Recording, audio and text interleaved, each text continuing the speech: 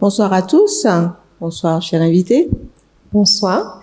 Nous avons le plaisir d'accueillir une fois de plus l'invité que nous avons sur le plateau aujourd'hui. Je vais lui laisser tout à l'heure le soin de se présenter, mais avant tout, je voudrais juste rappeler le contexte dans lequel nous nous trouvons.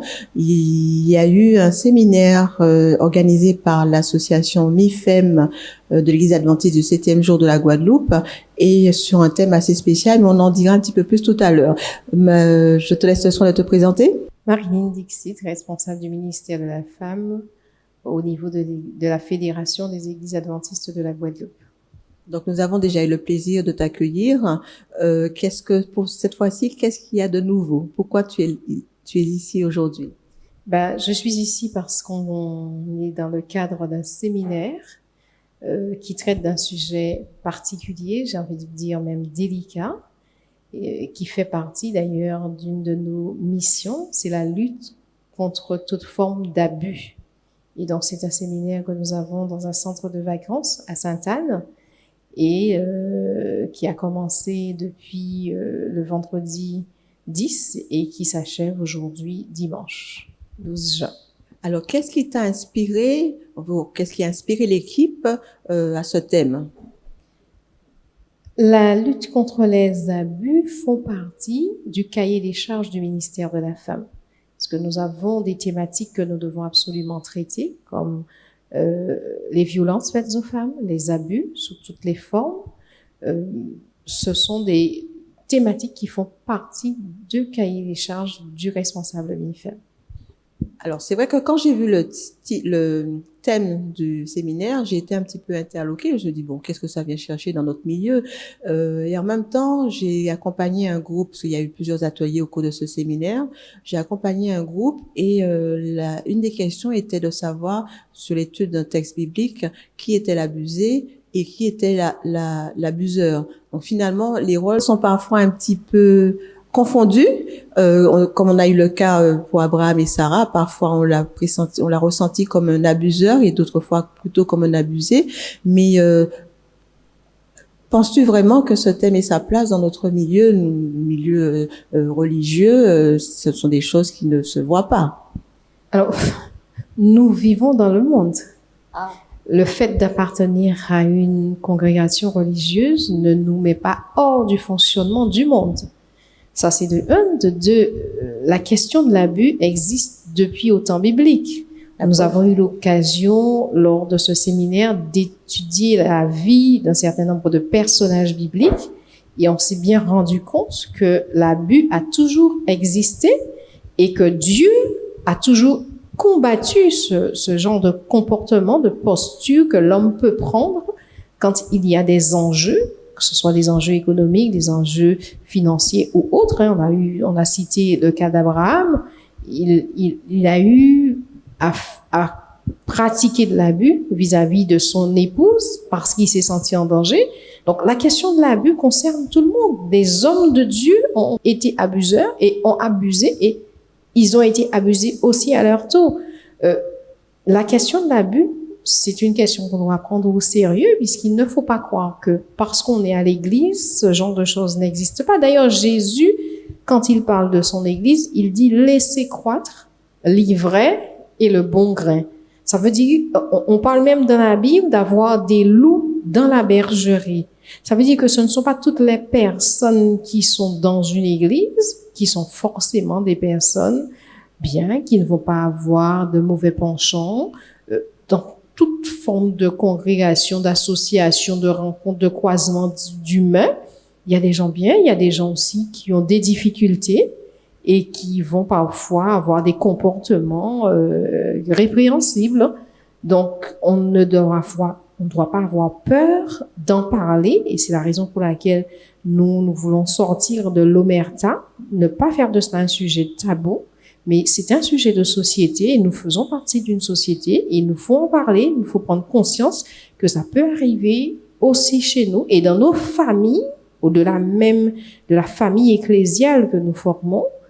La question de l'abus peut se présenter dans nos propres familles. Donc, il faut qu'on en soit conscient.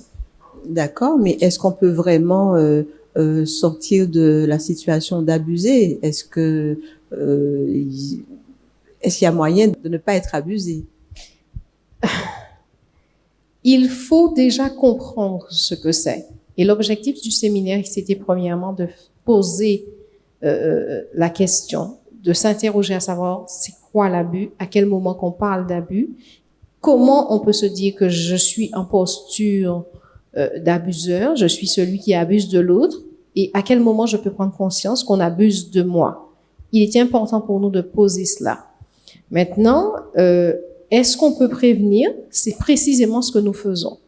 Il y a de toutes les manières des faits qui existent. Chez nous, ailleurs, partout. Je disais tout à l'heure, on est dans une société. Donc, il y a des personnes qui souffrent et qui l'expriment. Maintenant, il va s'agir, maintenant que nous savons de quoi il s'agit précisément, de mettre en place des actions pour prévenir, pour aider ceux qui sont en difficulté, pour qu'ils ne passent pas à l'acte et qu'ils n'abusent pas, et pour aider ceux et celles qui sont déjà abusés à se relever, à se reconstruire. On peut avoir des actions préventives, mais il faut aussi aider ceux qui sont déjà dans la situation.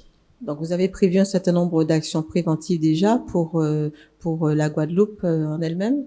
Mais une des actions, c'est de former déjà les leaders de l'Église à pouvoir comprendre ce que c'est que l'abus, à pouvoir le reconnaître et aussi de donner les outils, les armes pour aider ceux qui sont dans ces difficultés-là. D'accord. Donc, ça commence déjà par ce séminaire. Donc, le séminaire était réservé aux responsables de ce secteur, de ce département MIFEM, pour pouvoir répercuter sur les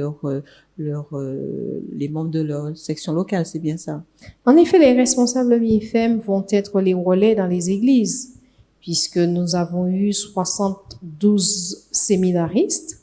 Donc, c'est une bonne fréquentation, hein, c'est un bon pourcentage en tout cas de participants, et nous espérons vraiment que ces personnes-là vont jouer le jeu et vont sur le terrain être les relais de la fédération pour porter l'information, pour former également les personnes de leurs églises et pour qu'il y ait une véritable prise de conscience de ce phénomène d'abus. Et pensez-vous que le message a été suffisamment perçu par les personnes qui étaient présentes ici? Alors, le retour est positif. Le message est perçu dans le sens où les personnes qui ont assisté ont elles-mêmes pu s'exprimer, ont trouvé que c'était un espace de parole nécessaire et elles se sont engagées à mener ensemble. On a pu co-construire un projet qui va justement contribuer à ce que nous puissions porter notre pierre à l'édifice et lutter contre toute forme d'abus. Un projet, de quoi s'agit-il? Pour l'instant, je ne peux pas en parler, mais ça viendra. Je pense que je serai à nouveau invitée chez vous pour pouvoir en parler. Certainement. Autrement, est-ce que parmi les séminaristes que vous avez reçus, est-ce qu'il y en a qui vous ont laissé entendre qu'ils avaient dans leur localité, dans leur section locale, des personnes qui en faisaient l'objet? C'est un point sur lequel je ne vais pas, si vous me permettez de ne pas répondre à cette question, parce qu'on a eu des moments très forts ici, et nous souhaiterions que véritablement cet espace créé puisse garder la confidentialité de tout ce qui a été dit. Et c'est un point sur lequel je ne vais pas du tout m'étendre. D'accord, il n'y a pas de problème. Autrement, quel est votre... il y avait plusieurs intervenants, on a à savoir une psychologue, la responsable MIFEM de l'Union, et puis une professionnelle de l'image. Vous-même, qu'avez-vous tiré de ces interventions?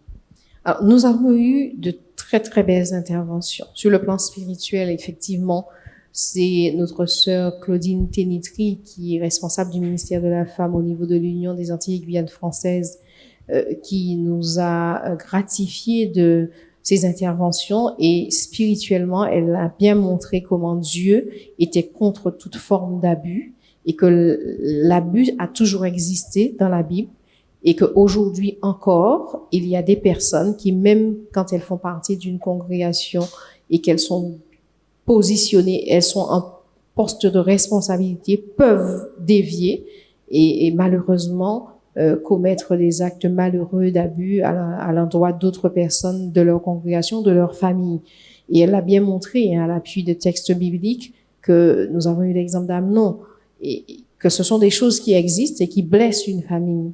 Nous avons eu aussi l'intervention d'une psychologue, Danitza Grandisson, qui nous a aidé à comprendre le phénomène de l'abus et l'impact psychologique que cela a sur la personne, autant la personne qui commet l'acte que la personne à l'endroit de qui on commet l'acte. Et ça a été un grand moment émotionnellement très fort où chacun s'est interrogé, on a eu un vrai moment d'introspection pour chacun. Et puis on a eu hier soir un moment de lâcher prise où avec notre formatrice en marketing d'image, Louise-Marie Molinier, un grand moment où la femme a pu laisser son corps s'exprimer et où elle leur a donné un espace d'expression corporelle pour leur expliquer comment le corps, on l'habille, mais l'habiller, c'est aussi parler de sa souffrance et comment le port du corps, mais aussi la partie vestimentaire nous aide à guérir lorsqu'on a été blessé dans notre chair et ça a été un moment intense. Vous avez dit guérir, comment la partie vestimentaire peut nous amener à guérir d'un abus, c'est ça? Oui, c'est-à-dire qu'en fait, quand on regarde son intervention, on comprend bien que lorsqu'on va mal et qu'on s'habille mal, on devient plus mal. Et quand on va mal, mais quand on prend soin de soi, même quand on a mal, l'image qu'on se renvoie à soi permet d'avoir une posture de gagnant. Et ainsi, on peut entrer déjà dans une dynamique de guérison. Je vous regarde. OK. Ça en dit peut-être long. Ben, écoutez, moi, je suis passée entre les mains de Louise-Marie Molinier il y a des années. OK, ceci explique cela. Il en reste encore quelque chose. Il en reste encore quelque chose. D'accord. Ben, écoutez, nous vous remercions une fois de plus d'avoir pris de votre temps pour venir répondre à nos questions. Nous pensons que c'est un ministère relativement difficile parce que beaucoup de problèmes peuvent toucher les femmes, en particulier dans les îles. Et nous espérons que, nous souhaitons que Dieu continue à vous guider, vous orienter, vous accompagner dans votre ministère. Et surtout que Dieu vous aide, vous, à être à notre service parce que sans les médias, nous ne pouvons pas atteindre certaines personnes. Et merci beaucoup à vous pour vos interventions. Le plaisir est pour nous.